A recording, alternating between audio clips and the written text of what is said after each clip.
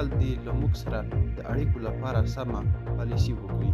سلام، ستړي مه شئ، وخت مو بخیر. په موقع د خبر ته تاسو نه پر الله سره ویډیو کې ګورو. زموږ یوټیوب چینل سبسکرایب کړئ تر څو نوي او تازه معلومات تر تاسو ته ورسیږي. اسلامي امارت له انګریزانو د خپلواکۍ بیا اخیستلو 114 کلیزې په مناسبت ویلي.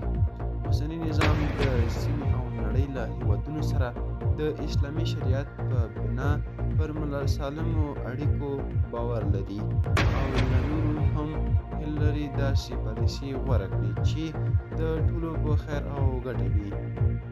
نن شنبه د زمري 28 له انګریزانو د هیواد د خپلواکۍ بیا اخیستلو له 114 کلیزې سره برابره کړې ده.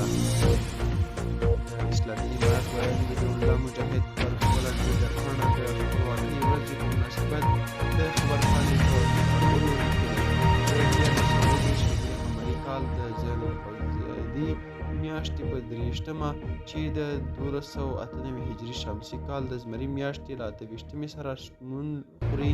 د افغانستان غیرتي او مجاهد ولس د 19مې پېړۍ زبر ځواک اشغالګر یو پوځونه د الله جل جلاله په نصرت او د بې مثاله مالي او ځاني قربانیو په برکت له خپلې پاکې خاورې وشړل او استقلال یې ترلاسه کړ.